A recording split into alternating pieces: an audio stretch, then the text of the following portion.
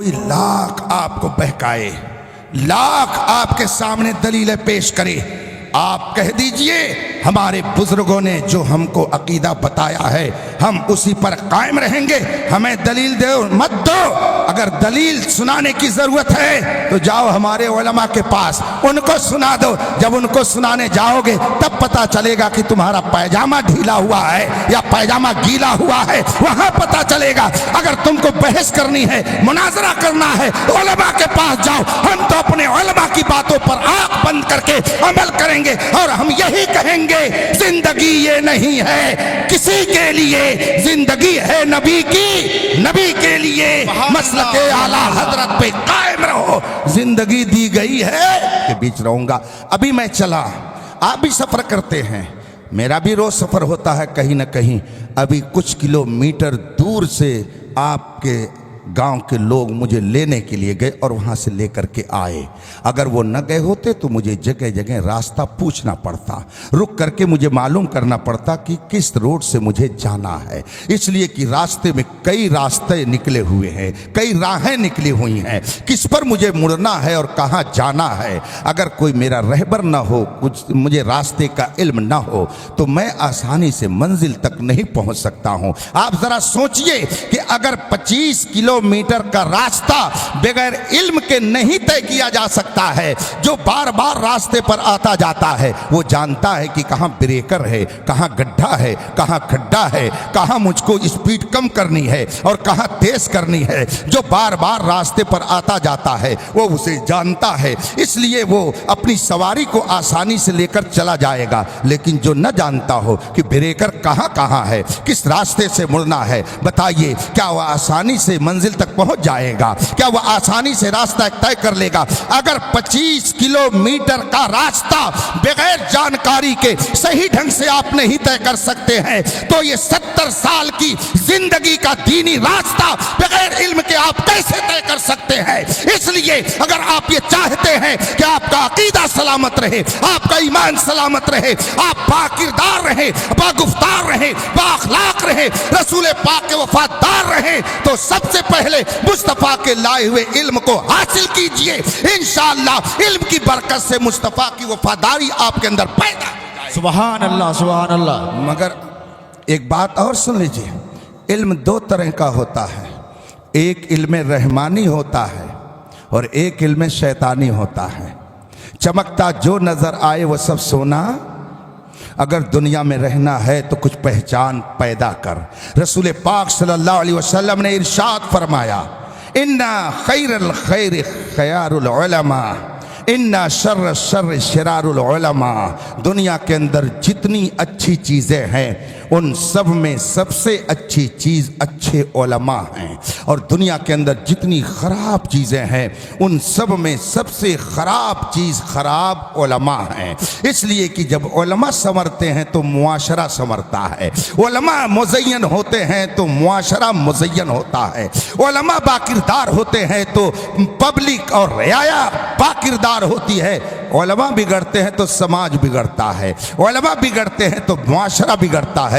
ایک مولوی دہلی میں پیدا ہوا جس کا نام مولوی اسماعیل دہلوی ہے، اس نے قدم آگے بڑھایا تو ایک معاشرے کو خراب کر دیا، پورا معاشرہ خراب ہو کر کے وہابیت کی گود میں چلا گیا۔ مگر بریلی میں ایک عالم پیدا ہوا جس نے ایسا انقلاب برپا کیا کہ پوری دنیا کہہ رہی ہے، ڈال دی قلب میں عظمت مصطفیٰ سیدی اعلیٰ حضرت پہ لاکھوں سلام۔ سبحان اللہ، سبحان عالم اللہ۔ بنتا ہے تو معاشرہ سنورتا ہے، عالم بگڑتا ہے تو معاشرہ بگڑتا ہے۔ تاریخ اٹھا کر کے دیکھیے، کسی بھی باطل فرقے کا فاؤنڈر اور بانی کوئی جاہل نہیں ملے گا، علم والا ہی ملے گا۔ فرقے مرجیہ ہو کہ قدریہ، جبریہ ہو کہ معتزلہ، مجسمہ ہو کہ معطلہ، جتنے باطل فرقے ہیں ہر فرقے کا بانی کوئی نہ کوئی آپ کو مولوی ملے گا، کوئی دین کا عالم کہلانے والا ہی ملے گا۔ اسی لیے رسول پاک نے فرمایا کہ علماء میں اچھے علماء وہ ہیں جن کا کردار، جن کا عقیدہ اچھا۔ انا خیر الخیر خیار العلماء، دنیا کے اندر جتنی اچھی چیزیں ہیں ان سب میں سب سے اچھی چیز اچھے علماء ہیں۔ یہ سنوریں گے معاشرہ سنورے گا، یہ بگڑیں گے معاشرہ بگڑے گا۔ اب اچھے علماء کون ہیں؟ آپ کہیں گے حضرت یہ بھی تو جبے صافے میں ہے، یہ بھی تو جبے صافے میں ہے، دونوں طرف کے لوگ قرآن پڑھ رہے ہیں، دونوں طرف کے لوگ حدیث سنا رہے ہیں، آخر ہم مانیں تو کس کی مانیں، سمجھیں تو کس کی سمجھیں؟ تو میرے بھائیوں بس آخری بات، آپ بہت ہوشیار ہیں، میں خوب جانتا ہوں، دیہات میں جب میں کہیں جاتا ہوں تو یہ مثال پیش کر کے میں ضرور لوگوں کے سمجھ سے اس بات کو قریب کرتا ہوں کہ آپ کتنے سمجھدار ہیں۔ آپ یہاں پر بیٹھے ہوئے ہیں، اتفاق سے یہ چاندنی لگی ہوئی، اس کے پیچھے کیا ہے آپ دیکھ رہے ہیں؟ اس کے پیچھے کیا چیز ہے آپ کو نظر آ رہا ہے؟ نہیں نظر آ رہا، لیکن اگر ایک آواز آ جائے اور وہیں سے ایک آواز آپ سنیں اور وہ آواز ہو میاؤں میاؤں کی، میں آپ سے پوچھوں کہ کیا ہے تو آپ کیا جواب دیں گے؟ بس آخری بات، کیا جواب دیں گے؟ دیکھیے آپ کو ذرا بھی سوچنے کی ضرورت نہیں پڑی، ذرا بھی سوچنے کی ضرورت نہیں پڑی کہ بلی ہے، فوراً آپ نے بتا دیا۔ آپ نے مجھ سے مہلت لی کہ حضرت ہم تو دیکھ نہیں رہے ہیں کہ اس کے پیچھے کیا ہے، ذرا موقع دیجئے چل کر کے ہم تھوڑی تحقیق کر لیں، دیکھ لیں کہ وہاں پر کیا ہے، پھر آپ کو جواب دیتے ہیں۔ آپ نے مہلت لی؟ نہیں لی، آپ نے فوراً بتا دیا کہ بلی ہے، اور اگر بھوں بھوں کی آواز سن لیتے تو کیا کہتے؟ کتا ہے۔ اس کے لیے بھی آپ کو مہلت کی ضرورت نہیں ہے، آپ نے بغیر دیکھے ہوئے، بغیر ریسرچ کیے ہوئے، بغیر تحقیق کیے ہوئے آپ نے بتا دیا کہ بلی ہے یا کتا ہے۔ آپ اتنے سمجھدار ہیں، آپ کی سمجھ اتنی اعلیٰ ہے، اللہ نے آپ کو اتنی عقل دی ہے کہ آپ آواز سنتے ہیں تو حقیقت تک پہنچ جاتے ہیں۔ آپ کو تحقیق کرنے کی ضرورت نہیں پڑی کہ کتا ہے کہ بلی ہے، چلو تحقیق کر لو، آواز کو آپ نے سن لیا، فوراً آپ نے فیصلہ کر لیا کہ یہ کتا ہے کہ بلی ہے۔ میرے بھائیوں انصاف سے بتائیے گا، اگر آپ کتے اور بلی کی آواز کو سن کر کے کسی جانور کی آواز کو سن کر اس کی حقیقت تک پہنچ جاتے ہیں تو انسانوں کی آواز کو سن کر کے کیوں نہیں حقیقت تک پہنچتے ہیں؟ ایک کہنے والا کہتا ہے میلاد منانا شرک اور بدعت ہے، اور دوسرا کہنے والا کہتا ہے مثل فارس زلزلے ہوں نجد میں ذکر آیات ولادت کیجئے۔ ایک کہنے والا کہتا ہے نبی مر کر مٹی میں مل گئے، اور دوسرا کہتا ہے تو زندہ ہے واللہ، تو زندہ ہے واللہ۔ آپ مجھے بتائیے کیا دونوں آوازوں کو سن کر کے آپ فیصلہ نہیں کر پائیں گے کہ ایک کس کی آواز ہے دوسری کس کی آواز ہے؟ اگر جانوروں کی آواز کو سن کر آپ ان کی حقیقت تک پہنچ جا رہے ہیں تو ان آوازوں کو بھی سن کر کے آپ کو پہنچ جانا چاہیے اس حقیقت تک کہ ایک غدار مصطفیٰ کی آواز ہے اور دوسری وفادار مصطفیٰ کی آواز۔ نعرہ تکبیر، نعرہ تکبیر، نعرہ رسالت، نعرہ رسالت۔ خلیفہ تاج الشریعہ حضرت علامہ مفتی اختر حسین صاحب قبلہ، نعرہ تکبیر، نعرہ رسالت۔ آپ اگر جانوروں کی آواز سن کر کے ان کی حقیقت سمجھ جا رہے ہیں تو ان آوازوں کو سن کر کے بھی حقیقت کو سمجھ جانا چاہیے، اور آپ کو یہ یقین کر لینا چاہیے کہ ہر کلمہ پڑھنے والا مصطفیٰ کا وفادار نہیں ہے۔ مصطفیٰ کا وفادار اس زمانے میں وہی ہے جو امام احمد رضا کے افکار و نظریات پر عمل کرتا ہے۔ میں پورے چیلنج سے کہتا ہوں الحمدللہ میں نے اختلافی موضوع پر 1000 سے زیادہ کتابوں کا مطالعہ کیا ہے، کئی مختلف اختلافی موضوعات پر میں نے کتابیں لکھی ہیں۔ دارالعلوم علیمیہ جمدہ شاہی جہاں کے فارغین یہاں درجن بھر سے زیادہ طلبہ موجود ہیں، آپ ان سے پوچھئے 40,000 سے زیادہ کتابیں ہماری لائبریری میں موجود ہیں۔ جس موضوع پر جس طرح سے آپ کام کرنا چاہیں آپ کو کام کرنے کے مواقع فراہم ہیں۔ یہ طلبہ جو فارغ ہو کر کے وہاں سے آئے ہوئے ہیں ان میں سے کئی ایک ہیں جنہوں نے طالب علم کے زمانے میں کتاب لکھنے کی کوشش کی اور منظر عام پر لا کر کے قوم کو اپنی محنت کا نتیجہ दिखाया है। तकरीबन 40,000 किताबें अल्हम्दुलिल्लाह दारुल उलूम अलीमिया जमदा शाही की लाइब्रेरी में मौजूद है। 1000 से ज़्यादा किताबें मैंने इख्तिलाफी मौजू पर मुताला करके अपनी लाइब्रेरी की जीनत बनाई है। इस नतीजे पर ऐसे ही पहुंचा हूं जैसे इस वक्त ये नतीजा आप निकाल सकते हैं कि ये जो कुछ है हमारी नजरों के सामने है, इसमें कोई धोखा नहीं है। अख्तर हुसैन कादरी आपसे बोल रहा है, उलमा आपके सामने बैठे हैं, जैसे आपको इस पर यकीन है वैसे ही मुझे इस पर यकीन है। 1000 किताबें पढ़ने के बाद सही रास्ता वही है जो इमाम अहमद रजा ने अपनी किताबों में दर्ज फरमाया। सुभान अल्लाह, सुभान अल्लाह। नारे तकबीर, नारे रिसालत, मसलके आला हजरत, मसलके आला हजरत, मसलके आला हजरत, नारे तकबीर, नारे रिसालत। अभी 4 रोज कबल हुजूर गुलजार मिल्लत दामद जिल्लुल आली के यहाँ मशाइख़ मसौली कॉन्फ्रेंस थी। उर्स था मसौली शरीफ में, और बगदाद मुअल्ला के एक शेख वहाँ पे तशरीफ़ फरमा थे जो बगदाद शरीफ से आए हुए थे। और किसकी खानकाह के वो मुतवल्ली थे?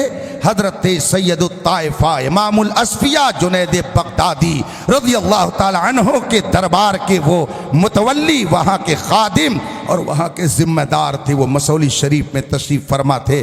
उन्होंने अपने खिताब के दरमियान फरमाया कि मैं दयारे गौसे आज़म से आया हुआ हूँ। ये गौसे आज़म बोलना किसके यहाँ जायज़ है? उठाइए दूसरे मकतबे फ़िक्र की बातें, वहाँ से आपको मिलेगा। ये गौसे आज़म कहना वहाबिया के यहाँ शिरक है, दयाबिना के यहाँ शिरक है, नजदियों के यहाँ ये शिरक है। ये हिंदुस्तान में गौसे आज़म का नारा सिर्फ और सिर्फ वो लगाते हैं जो मसलके आला हजरत के पैरोकार है। इसका मतलब है मसलके आला हजरत ये कोई नया मजहब नहीं है जो बुजुर्गों ने हम तक अकीदा पहुंचाया है, उसी की तर्जमानी का नाम मसलके आला हजरत है।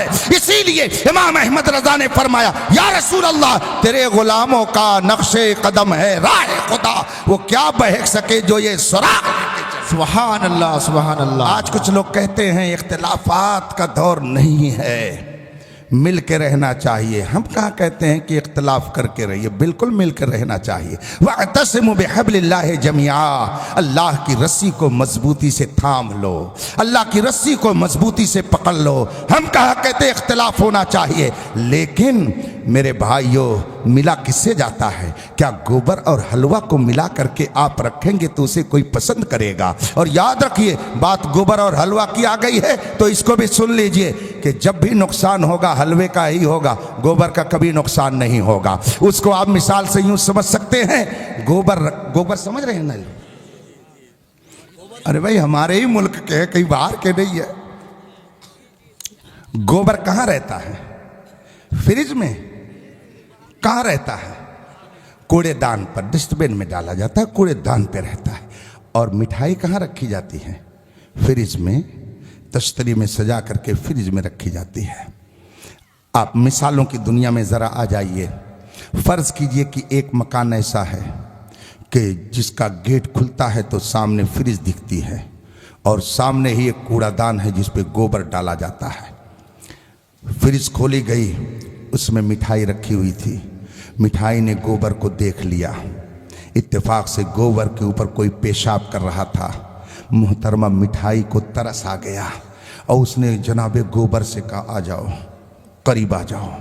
उसने मौका गनीमत समझा, तन से पहुंच गया मिठाई के पास और दोनों ने मुसाफा किया, मुआनका किया, खूब गले मिले, खूब आपस में मोहब्बत का इजहार किया।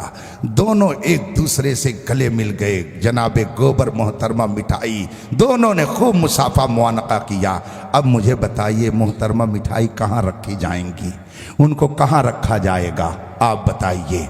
अगर आप कहेंगे कि इसको फ्रिज में ले जाओ रख दो, घर की मोहतरमा कहेंगी जनाब सुनिए ये अब मिठाई फ्रिज में नहीं रखी जाएगी, इसको भी ले जाइए उसी कूड़ेदान पर फेंक आइए। और अगर आप ज़्यादा जलाल दिखाएंगे तो इस ज़माने में उनका जलाल आपसे ज़्यादा मैं खूब समझता हूँ। अगर कोई हुकूमत करता है तो बाहर करता है, घर में आएगा तो कहा जाएगा ज़रा बल्ब जला दीजिए, ज़रा पंखे का बटन दबा दीजिए, गर्मी ज़्यादा लग रही है, बच्चे को ज़रा उठा करके वहाँ कर दीजिए। हुकूमत बाहर चलेगी, अंदर कम चलती है। सब लोग इसको अच्छी तरह से समझ रहे हैं और इसको समझना चाहिए। तो अगर आप कहेंगे नहीं फ्रिज के अंदर ही रखी जाएगी ये मिठाई। मोहतरमा कहेंगी जनाब फ्रिज अगरचे खरीद करके आप लाए हैं लेकिन सफाई का काम मैं करती हूँ, इसलिए अब ये फ्रिज में नहीं रखी जाएगी मिठाई, ले जाइए उसे कूड़ेदान पर फेंक आइए। और अगर आप ज़्यादा ज़बरदस्ती करेंगे तो एक हाथ मारेगी, फ्रिज की मिठाई भी न जाने कहाँ चली जाएगी, आप कुछ नहीं कर पाएंगे। मजबूरन आप उस मिठाई को भी ले जा करके कूड़ेदान पर, आगे बोलिए, फेंक देंगे। बताइए नुकसान किसका हुआ, मिठाई का हुआ कि गोबर का हुआ? जनाबे गोबर तो पहले वही थे, अब भी वहीं पर हैं। अलबत्ता मोहतरमा मिठाई का नुकसान हो गया कि वो पहले फ्रिज में रहती थी, ठंडे मकान में एसी में रहती थी, मगर जब उसने दोस्ती कर ली गोबर से तो उसको भी उठा करके उसी कूड़ेदान पर फेंक दिया गया।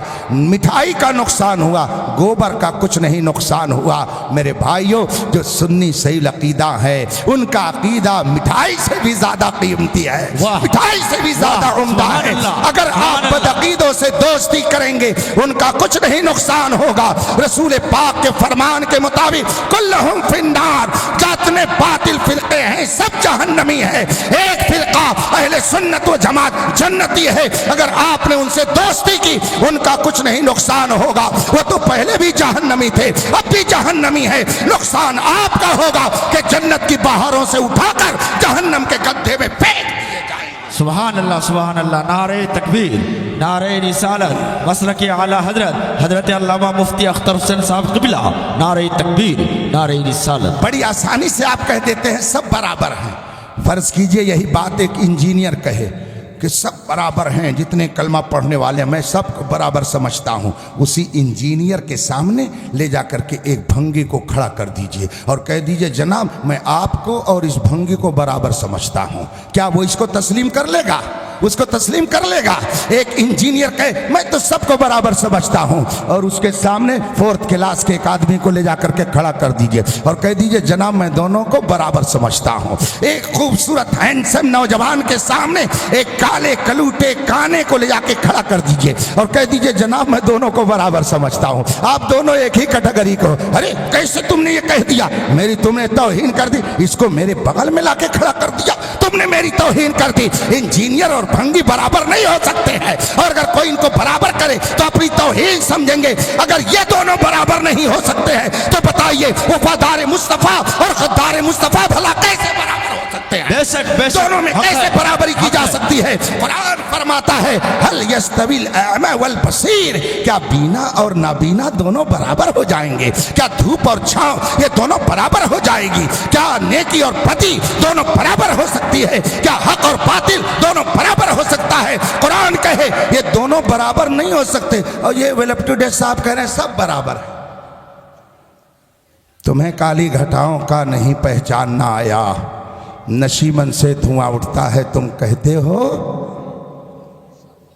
ईमान और कुफ्र बराबर हो सकता है? नहीं हो सकता है। इसलिए गुस्ताख रसूल और वफादार रसूल बराबर नहीं हो सकते हैं। आप अपने ईमान की हिफाजत कीजिए। इमाम अहमद रजा ने 100 साल पहले फरमाया था सूना जंगल रात अंधेरी छाई बदली काली है, सोने वालों जागते रहियो, चोरों की रखवाली है। पहले चोर कटारी लेके आता था, छुरी लेके आता था, कट्टा लेके आता था, बंदूक लेकर आता था, लाठी लेके आता था, भाला लेके आता था, फरसा लेकर चोरी करता था। मगर अब चोर होशियार हो गया है।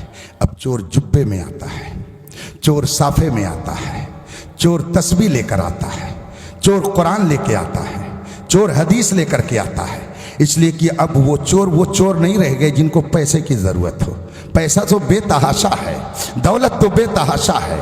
रुपया का जब बंद होने का मसला आया, 500 नोट बंदी का जब ज़माना था, जितने रिक्शवान थे सब लखपति पता चल गए कि इनके पास कितना पैसा रखा हुआ है। तो अब चोर को आपके पैसे की ज़रूरत नहीं है। अब चोर आ रहा है आपके ईमान पे डाका डालने के लिए, अब चोर आ रहा है आपके अकीदे को बर्बाद करने के लिए, अब चोर आ रहा है आपके किरदार को बर्बाद करने के लिए। हिंदुस्तान के एक सूबे में एक बार मैं गया, वहाँ के कुछ दानिश्वरों ने, कुछ हमदर्दों ने आकर के मुझसे वहाँ की दास्तान داستان سنائی اور انہوں نے کہا کہ حضرت ہمارے یہاں کا ماحول بہت خراب ہو گیا۔ ہم نے کہا وہ کیا ہوا؟ کہا ہمارے یہاں کے نوجوان اب تک نشہ کے عادی نہیں تھے، مگر اسلام دشمن طاقتوں نے پلان کے تحت ان کو نشے کا عادی بنا دیا۔ ہم نے کہا اس کا مقصد کیا ہے؟ کہا انہوں نے 2 مقصد کے تحت یہ کام کیا ہے، اور یہ جو تحریک چلائی ہے 2 مقصد کے تحت چلائی۔ ہم نے کہا وہ 2 مقصد کیا تھا؟ کہا ایک مقصد تو یہ کہ مسلمانوں کے اندر سے جو ڈیفنس انرجی ہے، قوت مدافعت ہے،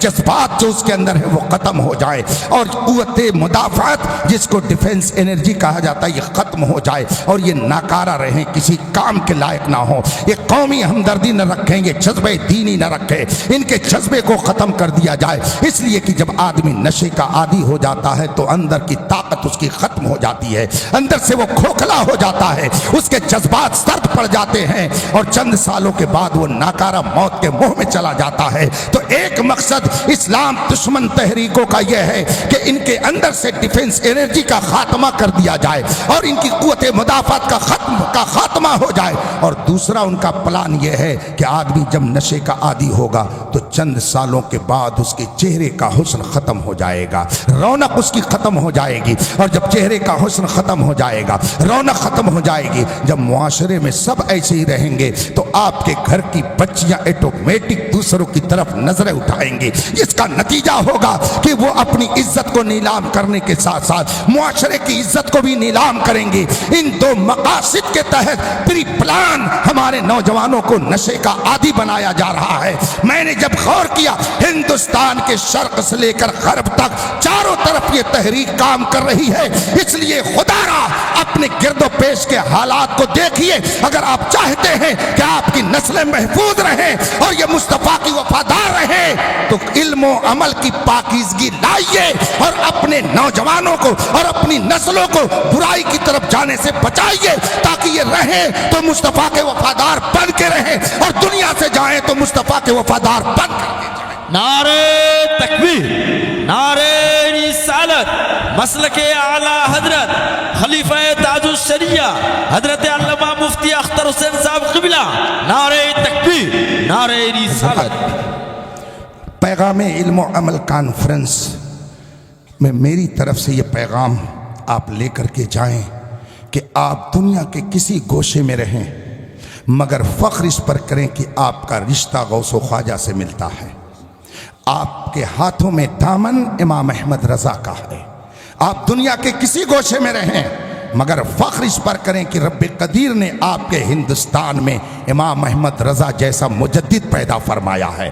اس لیے کہ یہ میں نہیں کہتا، یہ عرب و عجم کے لوگ کہتے ہیں، عرب و عجم کے لوگ کہتے ہیں۔ وہی شیخ بغداد جو آئے ہوئے تھے مسولی شریف میں، چند سال پہلے میں بغداد معلیٰ گیا ہوا تھا، اور میری ملاقات وہاں حضرت جنید بغدادی رضی اللہ تعالیٰ عنہ کے آستانے پر ان سے ہوئی تھی۔ پہلی ملاقات تھی میری، میں نے سلام کر کے ان سے خیریت پوچھی، اور عربی میں جب میں نے ان سے گفتگو کی تو انہوں نے سمجھ لیا کہ یہ عربی زبان کچھ بول لیتا ہے۔ گفتگو دراز ہوئی تو انہوں نے مجھ سے پوچھا تھا نام کیا ہے، آئے کہاں سے ہو؟ میں نے کہا میں ہندوستان سے آیا ہوں، میرا نام اختر حسین قادری ہے۔ جب انہوں نے سمجھ لیا کہ یہ قادری ہے اور سنی ہے، ہندوستان سے آیا ہوا ہے، تو انہوں نے فوراً مجھ سے ایک سوال کیا تھا۔ سوال انہوں نے فوراً مجھ سے کیا، ہل تعرف الشیخ امام احمد رضا الہندی، کیا تم ہندوستان کے امام احمد رضا کو پہچانتے ہو؟ ان کا یہ سوال تھا۔ انہوں نے مجھ سے یہ سوال کیوں کیا؟ اس لیے کہ جب انہوں نے سمجھا کہ یہ ہندوستان سے آیا ہے، یہ سنی ہے، تو سنی تو وہی ہندوستان میں ہوتا ہے جسے امام احمد رضا کی تعلیمات پر عمل کی سعادت ملتی ہے۔ انہوں نے مجھ سے پوچھا کیا تم امام احمد رضا کو جانتے ہو؟ میں نے کہا ہوا فی قلبی، وہ تو میرے دل میں ہے، میری آنکھوں میں ہے، میرے سر پر ہے۔ فوراً انہوں نے میرا ہاتھ پکڑا اور فرمایا الحمدللہ نحن نعرف الامام احمد رضا بتالیفاتی، ہم بھی امام احمد رضا کو ان کی کتابوں کے ذریعہ جانتے ہیں، ہم بھی ان سے محبت کرتے ہیں، ہم بھی ان کی تعلیم تعلیمات کو سمجھتے ہیں۔ اس سے پتہ چلا ہندوستان کا کوئی آدمی بیرون ہند جائے اور کہے میں سنی ہوں تو نہ کسی خانقاہ سے پہچانا جاتا ہے، نہ کسی درسگاہ سے پہچانا جاتا ہے، نہ کسی اور شخصیت سے پہچانا جاتا ہے۔ ہندوستان کا ہندوستانی سنی اگر بیرون ہند پہچانا جاتا ہے تو امام احمد رضا کے نام سے پہچانا جاتا ہے۔ نعرہ تکبیر، نعرہ رسالت، مسلک اعلیٰ حضرت، مسلک اعلیٰ حضرت، مسلک اعلیٰ حضرت، نعرہ تکبیر۔ اربوں خربوں نعمتیں اس نے انسانوں کو عطا فرمائی ہیں۔ ان نعمتوں میں دنیاوی اعتبار سے جن کو اہم اور بڑی نعمت شمار کیا جاتا ہے ان میں سے مال ہے، اولاد ہے،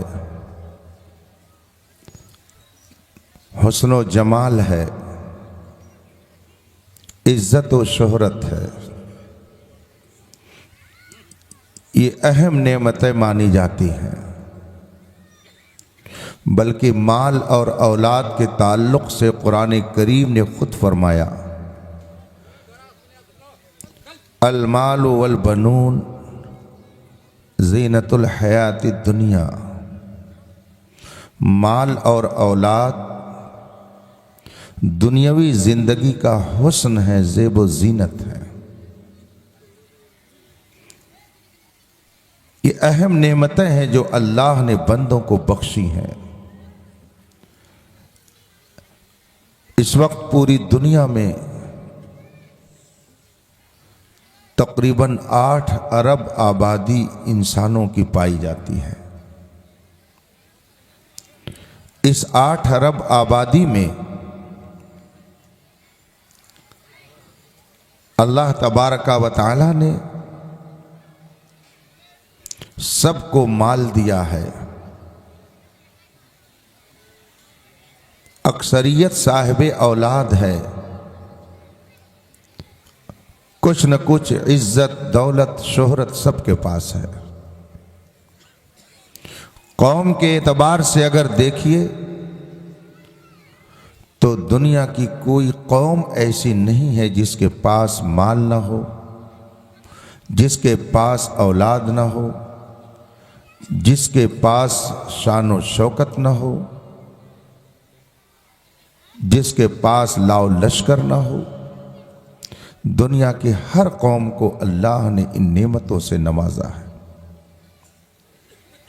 لیکن 8 ارب آبادی میں ایک سروے کے مطابق 6 ارب آبادی ایسی ہے جو ہمارے نبی کا کلمہ نہیں پڑھتی ہے۔ اس وقت پوری دنیا میں 6 ارب انسان ایسے ہیں جو رسول پاک اور نبی آخر الزماں کو نبی نہیں مانتے، رسول پاک کا کلمہ نہیں پڑھتے ہیں،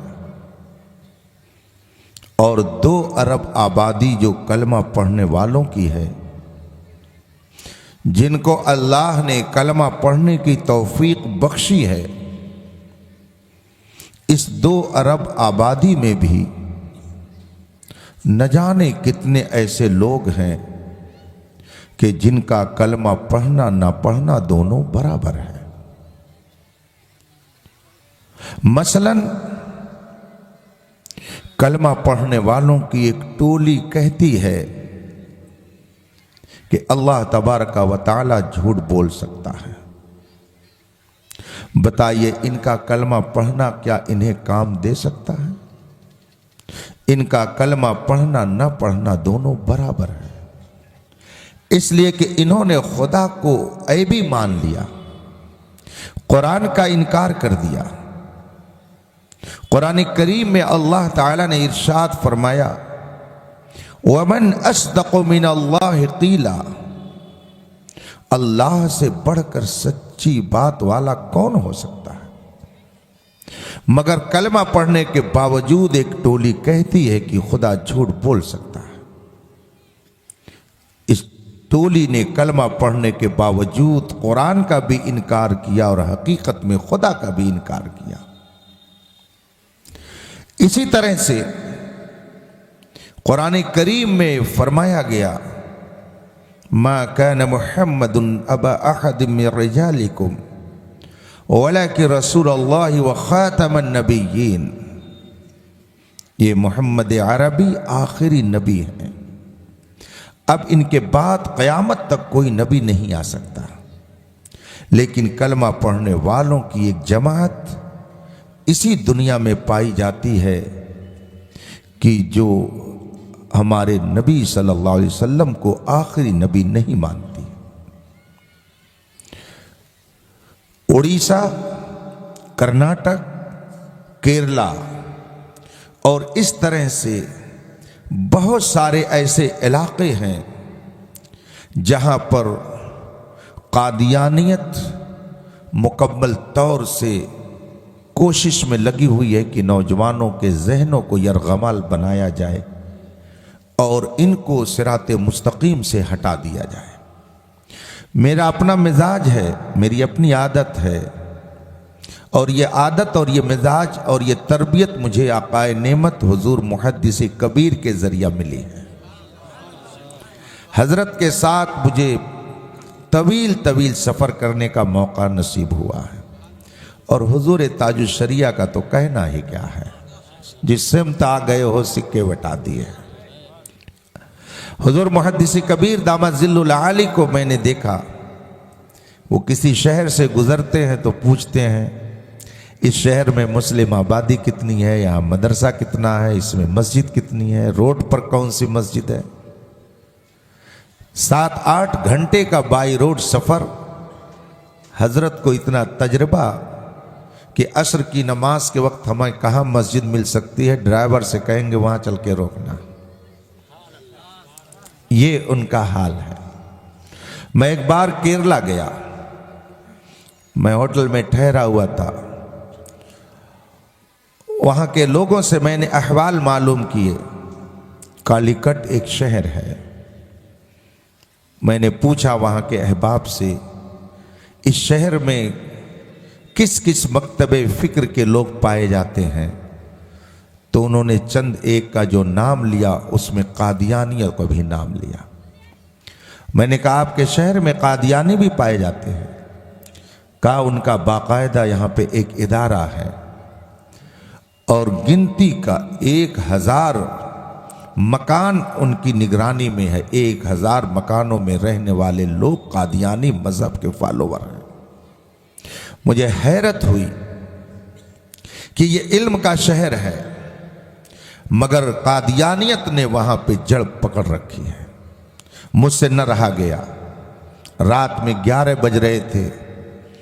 मैंने अपने अहबाब से कहा कि मैं उस सेंटर को देखना चाहता हूँ। होटल से नीचे उतरे और फिर गाड़ी में बैठे। थोड़ी देर के बाद एक गेट के सामने हमारी गाड़ी रुक गई। अंदर दाखिल हो गए। देखा तो मिर्ज़ा गुलाम अहमद कादियानी का तारुफ, उसका इंट्रोडक्शन, उसके बगल में उसके जो नायबीन थे उनका तस्करा, और सामने 4 मंजिला इमारत खड़ी है। मस्जिद है, उनके मौलवी हैं, उनके मुबल्लिग हैं, और वो दिन रात एक किए हुए हैं कि नौजवानों को किस तरीके से कादियानी बनाया जाए। कलमा और नमाज के नाम पर यह तहरीक पूरी दुनिया में काम कर रही है, और हमारे न जाने कितने नौजवान कॉलेज में पढ़ने वाले बच्चे अपने अकीदे को बर्बाद कर चुके हैं। कलमा पढ़ने वालों की ये जमात हिंदुस्तान में भी कसरत से पाई जाती है, जो खुल्लम खुल्ला मिर्ज़ा गुलाम अहमद कादियानी को नबी मानती है। क्या इनका कलमा पढ़ना इन्हें मुफीद होगा? इनका कलमा पढ़ना न पढ़ना दोनों बराबर हुआ। कलमा पढ़ने वालों की एक जमात इसी हिंदुस्तान में पाई जाती है, जिसने रसूल पाक सल्लल्लाहु अलैहि वसल्लम की शान में इतनी गुस्ताखियां की हैं कि उन गुस्ताखियों के असरात आबादी आबादी में दिख रहे हैं।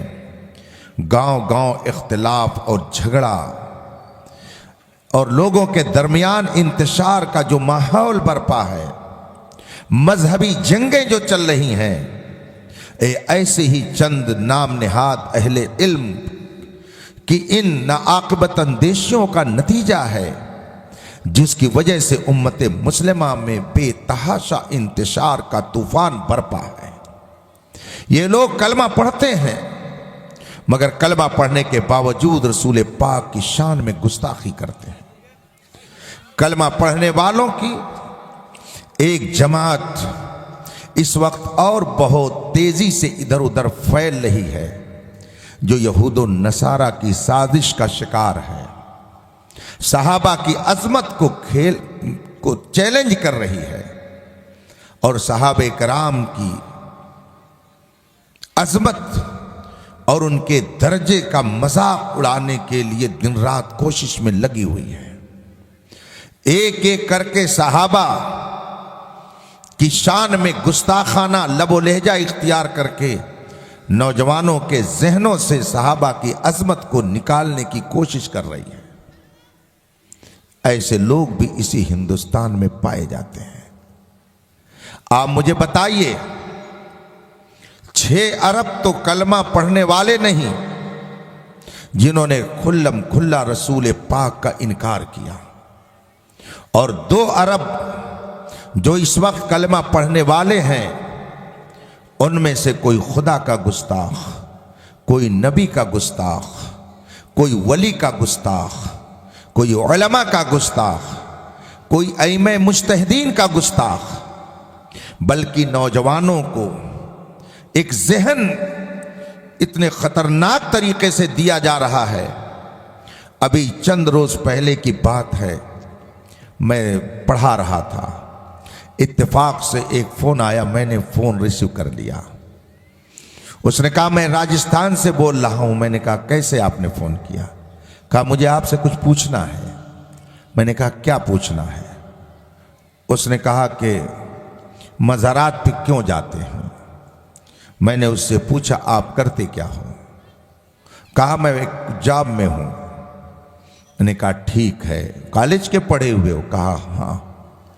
हमने उसे बताया कि मज़ार पे क्यों जाया जाता है, चूंकि ये अल्लाह के नेक बंदे हैं, अच्छे लोग हैं, अल्लाह के वली हैं, अल्लाह ने उनको अपना महबूब बनाया है। हम उनके यहाँ जा कर के अर्ज करते हैं कि आप खुदा के महबूब हैं, आप नेक हैं, आप हमारे लिए अल्लाह से दुआ करें ताकि हमारी भी मुराद पूरी हो जाए। हम इसलिए मज़ारों पे जाते हैं। बरजस्ता उस नौजवान ने क्या कहा, अगर वो नेक हैं तो हम भी तो नेक हैं, हमें वहां जाने की जरूरत क्या है? गोया एक वली से अपने आप को तकाबुल कर रहा है, एक फासिक व फाजिर जो 5 वक्त की नमाज का पाबंद भी नहीं है, वजू और तहारत के मसाइल भी नहीं जानता, मगर उसके मौलवियों ने उसको ये जहन दे दिया है कि अगर वो नेक है तो तुम भी नेक हो, दोनों बराबर हो। मैंने उससे कहा कि आपने पढ़ा कितना है? उसने कहा मैंने हाई स्कूल तक पढ़ा है। मैंने कहा दीनी तालीम आपने कितनी हासिल की? उसने कहा कि मैं दीनी तालीम से नाबलद हूं, मैंने नहीं हासिल किया है। मैंने कहा आप दीन की तालीम से इतने दूर हैं और आप वलियों से मुकाबला कर रहे हैं और कहते हैं अगर वो नेक है तो मैं भी नेक हूं। जब इन नौजवानों को ये जहन दिया जाएगा कि ख्वाजा गरीब नवाज और तुम बराबर हो, बताइए ये कैसे अपने असलाब के वफादार हो सकते हैं? उनकी फर्मा बरदारी ये कैसे कर सकते हैं? ये तो कहेंगे ना कि हम उनके बराबर हैं, ये तो कहेंगे ना हम उनके पीछे क्यों चलें, जो उनका दर्जा है वही हमारा दर्जा है। जगह जगह के तुझे थक चुके हैं हंगामे, निशाते लज्जते ख्वाबे गिराम बदल डालो। गलत रवि से मनाजिल का बोझ बढ़ता है, मुसाफिरों रविश कारवां बदल डालो।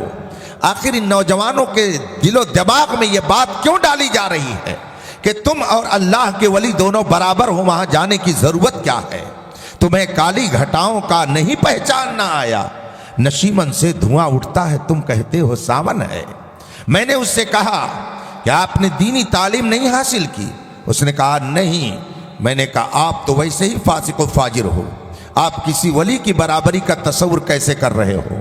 اللہ کے رسول صلی اللہ علیہ وسلم نے فرمایا ہے طلب العلم فریضہ علی کل مسلم، علم دین حاصل کرنا ہر مسلمان پر فرض ہے، یہ پہلا فرض ہے۔ آپ تو پہلے ہی فرض کو چھوڑے ہوئے ہو، جو فرض کو چھوڑے وہ فاسق ہوتا ہے، جو فرض کو چھوڑے وہ فاجر ہوتا ہے، جو فرض کو چھوڑ دے وہ نیکوں میں کیسے شامل ہو سکتا ہے، وہ اولیاء کے برابر کیسے ہو سکتا ہے؟ آپ کو یہ ذہن کس نے دے دیا کہ آپ اور خواجہ غریب نواز برابر ہو؟ آپ کو یہ ذہن کس نے دے دیا کہ مزار پہ جانے کی ضرورت نہیں ہے، وہ نیک ہے تو ہم بھی نیک ہیں؟ آپ تو ابھی پہلے فریضے کو نہیں ادا کر سکے۔ خواجہ غریب نواز وہ ہے جن کے دم قدم سے ہندوستان میں اسلام کی بہار پائی۔ سبحان اللہ، نعرہ تکبیر، نعرہ تکبیر، نعرہ رسالت، خلیفہ تاج الشریعہ حضرت علامہ مفتی اختر حسین صاحب قبلہ، نعرہ تکبیر، نعرہ رسالت۔ عرض کرنے کا مطلب یہ ہے کہ 2 ارب جو کلمہ پڑھنے والے ہیں، ان میں سے بھی نہ جانے کتنے ایسے ہیں کہ جن کا کلمہ پڑھنا نہ پڑھنا دونوں برابر ہے۔ اب ایسے ماحول میں جن کا ایمان سلامت رہ جائے، جن کا کلمہ پڑھنا ان کے لیے فائدہ مند ہو جائے، اگر آپ اس میں شامل ہو گئے تو بتائیے یہ کتنی بڑی خوش نصیبی ہے، یہ کتنی بڑی ارجمندی ہے اور کتنی بڑی اقبال مندی ہوگی۔ خدا کا شکر ہے، آپ اس کا احسان مانیے، اس کی بارگاہ میں اپنی پیشانیوں کو جھکائیے کہ اس نے آپ کو اگر کلمہ پڑھنے کی توفیق دی تو آپ کو اس نے اپنا گستاخ نہیں بننے دیا، اولیاء کا گستاخ نہیں بننے دیا، آپ ولیوں کے گستاخ نہیں ہوئے، آپ بزرگوں کے گستاخ نہیں ہوئے، آپ ائمہ مجتہدین کے گستاخ نہیں ہوئے۔ آپ یہ عقیدہ رکھتے ہیں کہ خدا ہر عیب سے پاک ہے، جھوٹ ایک عیب ہے، جو خدا کو عیبی مانے وہ مسلمان ہو ہی نہیں سکتا ہے۔ آپ کو اللہ نے یہ عقیدہ دیا کہ رسول پاک صلی اللہ علیہ وسلم آخری نبی ہیں، اب قیامت تک کوئی نیا نبی پیدا نہیں ہو سکتا۔ آپ کے ہاتھوں میں اللہ نے امام اعظم امام شافعی ائمہ مجتہدین کا دامن دیا، آپ ائمہ مجتہدین سے گستاخی کر کے آپ غیر مقلد نہیں ہوئے بلکہ ان کی غلامی کا پٹا آپ کے گلے میں پڑا ہوا ہے۔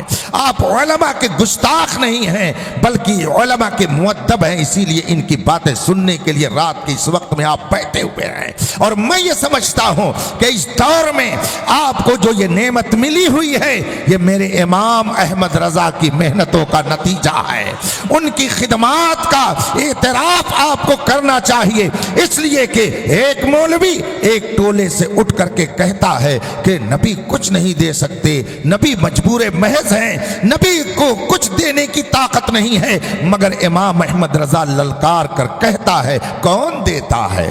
دینے کو منہ چاہیے، دینے والا ہے سچا ہمارا نبی۔ ایک مولوی کہتا ہے کلمہ پڑھنے کے باوجود کہ نبی کو تو پیٹھ پیچھے کی خبر نہیں ہے، مگر امام احمد رضا فرماتے ہیں اور کوئی غیب کیا تم سے نہا ہو بھلا، جب نہ خدا ہی چھپا تم پہ کروڑوں درود۔ ایک مولوی کہتا ہے کہ نبی بر کر مٹی میں مل گئے، جبکہ یہ صراحتاً حدیث کی مخالفت ہے، مگر امام احمد رضا قسم کھا کے کہتے ہیں تو زندہ ہے واللہ، تو زندہ ہے واللہ، بری چشم عالم سے چھپ جانے والے۔ ایک کہنے والا کہتا ہے نبی تو گاؤں کے چودھری کی طرح ہوتے ہیں، نبی کی اتنی ہی تعظیم کرو جتنی بڑے بھائی کی کرتے ہو، مگر امام احمد رضا فرماتے ہیں اللہ کی سرتابہ قدم شان ہے یہ، انسان نہیں انسان وہ انسان ہے یہ، قرآن تو ایمان بتاتا ہے انہیں، ایمان یہ کہتا ہے میری جان ہے یہ۔ ایک کہنے والا کہتا ہے یا رسول اللہ مت کہو یہ شرک ہے۔ ابھی میں جب سفر میں تھا ایک صاحب کی میں نے تقریر سنی، سوال و جواب کا سلسلہ چل رہا ہے، تو ان سے کسی نے پوچھا کہ لبیک یا رسول اللہ تحریک میں شریک ہوا جا سکتا ہے کہ نہیں؟ اس نے آؤ دیکھا نہ تاؤ جواب میں اس نے کیا کہا کہ لبیک یا رسول اللہ، یہ شرکیہ نعرہ ہے، یہ مشرکانہ نعرہ ہے۔ اس کا مطلب ہے کہ جو یا رسول اللہ کا نعرہ لگاتے ہیں وہ سب کافر و مشرک ہیں۔ وہ تقریر میں اپنے سوال و جواب کے سیشن میں کہہ رہا ہے، آپ مجھے بتائیے اگر یا رسول اللہ کا نعرہ لگانا یہ شرک ہے اور ایسے لوگ مشرک ہیں تو بتائیے دنیا میں کون صاحب ایمان ہے؟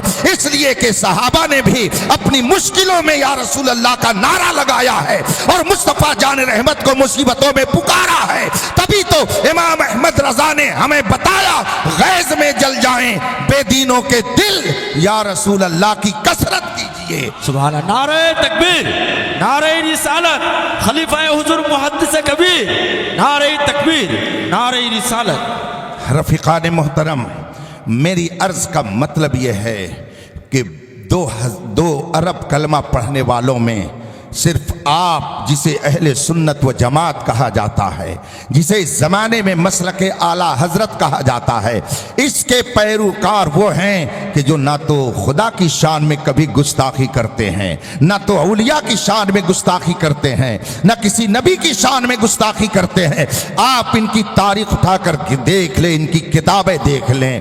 ہمارے آقا و مولا تو بڑی عظیم شان رکھتے ہیں، کسی دوسرے نبی کی شان میں بھی گستاخی ہمارے نزدیک کفر ہے، اور جو ایسا کرتا ہے وہ دائرہ اسلام سے باہر ہو جاتا ہے۔ مجھے یاد آتا ہے ایک موقع پر سرکار مفتی اعظم ہند علیہ رحمت و رضوان سفر فرما رہے تھے۔ اتفاق سے جس بوگی میں آپ بیٹھے اس میں آرمی کے لوگ بیٹھے ہوئے تھے اور آپس میں وہ باتیں کر رہے تھے۔ کسی نے اسی بیچ حضرت سیدنا عیسیٰ علیہ الصلوۃ والتسلیم کی شان میں گستاخی کر دی۔ سرکار مفتی اعظم ہند کا آخری دور تھا، ان کے ذوف اور نقاہت کا عالم یہ تھا کہ وہ زیادہ دیر تک بیٹھ نہیں سکتے تھے، لیٹے ہوئے تھے۔ اتنے میں جو ہی آپ کے کان میں آواز آئی کہ ایک آرمی والا حضرت عیسیٰ علیہ السلام کی شان میں گستاخی کر رہا ہے، پرجلال انداز میں اٹھ کر بیٹھ جاتے ہیں اور فرماتے خبیث اپنی زبان کو بند کر۔ اس آرمی والے سے سرکار مفتی اعظم ہند نے یہ جملہ فرمایا۔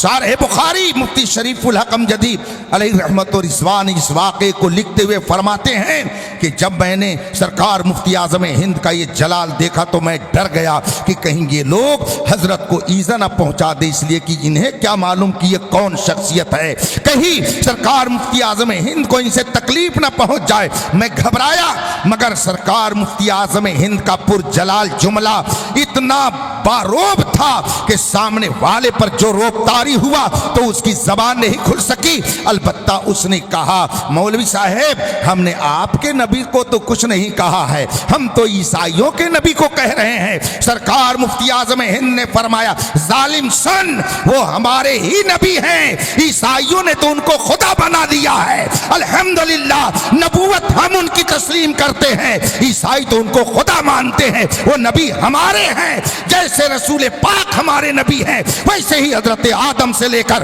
حضرت عیسیٰ علیہ السلام تک جتنے نبی دنیا میں تشریف لائے سب ہمارے نبی ہیں، ہم کسی نبی کی شان میں گستاخی نہیں برداشت کرتے۔ سبحان اللہ، سبحان اللہ۔ تو آپ وہ خوش نصیب انسان ہو کہ اللہ تبارک و تعالیٰ نے آپ کو دولت ایمان عطا فرمائی ہے۔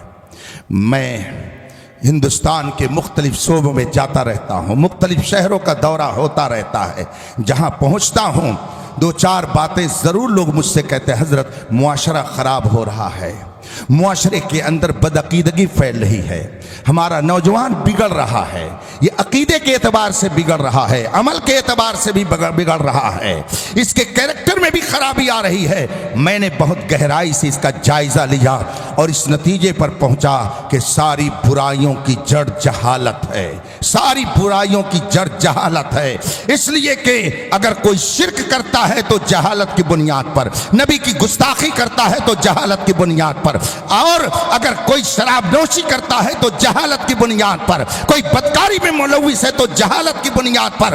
اس لیے کہ ہم نے مکے کی تاریخ پڑھی ہے، رسول پاک صلی اللہ علیہ وسلم نے جب مکے کے لوگوں کے سامنے ایک خدا کو ماننے کی تبلیغ فرمائی اور آپ نے کہا خدا ایک ہے اسے مانو، تو سب سے پہلے مکے کے لوگوں نے آگے بڑھ کر کے نبی کو تکلیف دینی شروع کی، میرے آقا صلی اللہ علیہ وسلم نے اس موقع پر یہ نہیں فرمایا کہ اے اللہ میری قوم کو ہدایت دے دے، ان کے پاس پیسہ نہیں ہے۔ اللہ نے یہ نہیں فرمایا، رسول پاک نے یہ نہیں فرمایا کہ اے اللہ میری قوم کو ہدایت دے دے اس لیے کہ ان کے پاس شان و شوکت نہیں ہے، ان کے پاس پراپرٹی نہیں ہے۔ رسول پاک نے یہ نہیں فرمایا اے مولا انہیں ہدایت دے دے اس لیے کہ ان کے پاس زمین جائیداد نہیں ہے۔ تاریخ میں، سیرت میں، روایت میں جو کلمات ہیں اس میں یہ جملہ منقول ہے، اللہم اہد قومی فإنہم لا یعلمون، اے اللہ میری قوم کو ہدایت دے دے اس لیے کہ ان کے پاس علم نہیں ہے۔ اس کا مطلب ہے کہ اگر کوئی نبی کو تکلیف پہنچاتا ہے تو جہالت کی بنیاد پر، گستاخی کرتا ہے تو جہالت کی بنیاد پر، شرک کرتا ہے تو جہالت کی بنیاد پر، برائیاں کرتا ہے تو جہالت کی بنیاد پر۔ آپ بتائیے، میں اپنے نوجوانوں سے مخاطب ہوں، کیا کسی شیخ الحدیث کو آپ نے شادی بیاہ کے موقع پہ ڈانس کرتے ہوئے دیکھا؟ کیا آپ نے کسی شیخ الحدیث کو چوراہے پہ شراب پیتے ہوئے دیکھا؟ کیا آپ نے کسی مفتی، فقیہ اور ذمہ دار عالم کو شراب پی کر کسی کی عزت پر حملہ کرتے ہوئے دیکھا؟ کیا آپ نے برائیوں میں کسی کو ملوث دیکھا؟ یہ شیخ الحدیث، یہ علماء، یہ مفتیان کرام، یہ فقہاء اسلام کیوں آخر برائیوں سے بچے ہوئے ہیں؟ اس لیے کہ اللہ نے انہیں علم کی دولت عطا فرما دی۔ سبحان اللہ، سبحان اللہ۔ نعرہ تکبیر، نعرہ تکبیر، نعرہ رسالت، خلیفہ حضور محدث کبیر، خلیفہ حضور فقیہ ملت، خلیفہ حضور تاج الشریعہ۔ بس دو چار منٹ اور آپ مجھے عطا کریں، 1:30 بجنے والا، بس 2-4 منٹ اور میں آپ کے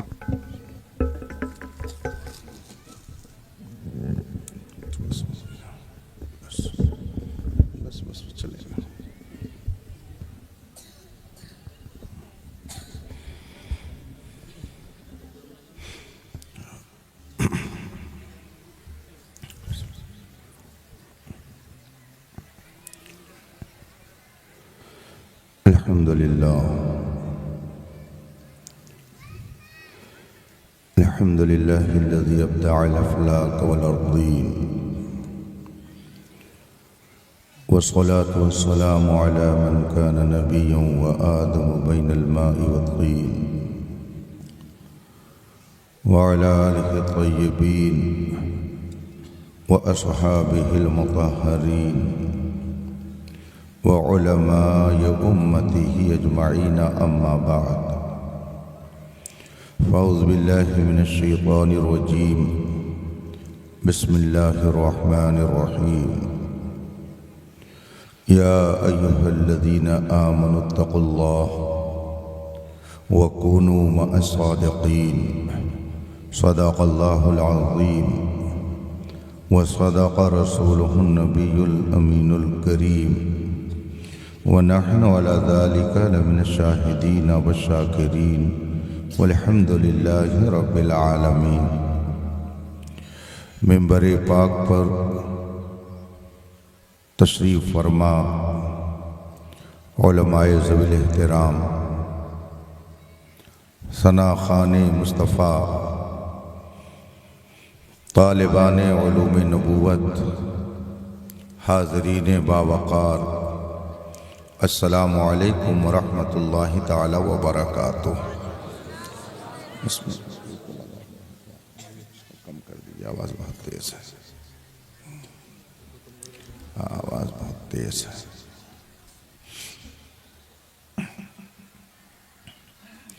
حضرات،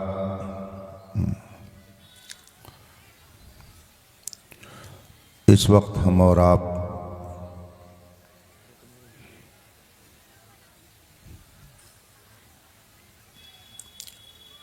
ایک عظیم الشان اجلاس میں شریک ہیں،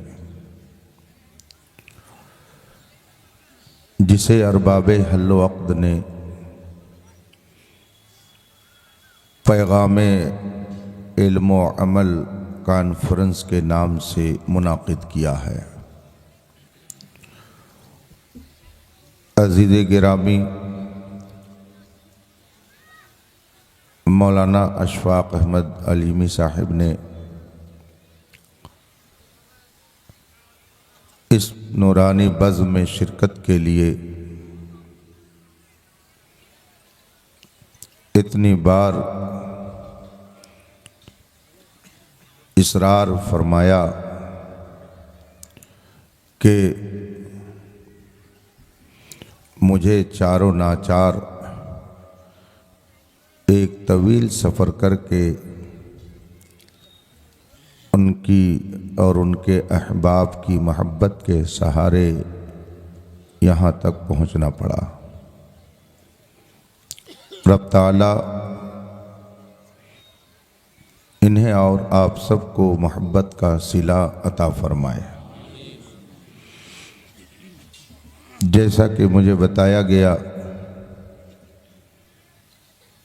نماز مغرب کے بعد سے یہ پاکیزہ بزم سجی ہوئی ہے اور علماء کرام کے بیانات سے آپ کے دل و دماغ کو معطر کیا جا رہا ہے۔ وقت بہت زیادہ ہو چکا ہے، اس لیے میں آپ کو زیادہ دیر تک مقید نہیں رکھوں گا۔ قابل مبارکباد ہیں وہ سب حضرات جنہوں نے اس عظیم الشان اجلاس کو منعقد کرنے میں کسی بھی طرح سے حصہ لیا۔ رب تعالیٰ اپنے حبیب پاک کے طفیل ان سب کی جد و جہد اور کاوش کو شرف قبول عطا فرمائے۔ آپ کے اس خطے میں آج پہلی بار میری حاضری ہو رہی ہے اور شاید تقریری زندگی کا یہ پہلا اتفاق ہے کہ اتنا لمبا سفر بذریعہ کار کر کے مسلسل 12 گھنٹے تک روڈ کے ذریعہ مسافت طے کرتے ہوئے آپ کے درمیان پہنچا ہوں۔ رب تعالیٰ مجھے بھی اس کا بہتر صلہ عطا فرمائے۔ آئیے مصطفیٰ جان رحمت سرور کائنات فخر موجودات نبی مکرم شفیع معظم صلی اللہ علیہ وآلہ وصحبہ وسلم کی بارگاہ قدس میں درود و سلام کا نذران عقیدت پیش کریں اور پڑھیں۔ اللہم صلی علی سیدنا و مولانا محمد معدل الجود والکرم و آل الکرام اجمعین۔ صلی اللہ تعالیٰ علیہ وسلم۔ حضرات،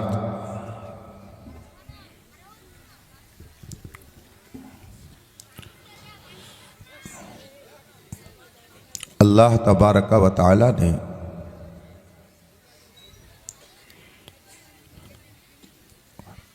انسانوں کو جتنی نعمتیں بخشی ہیں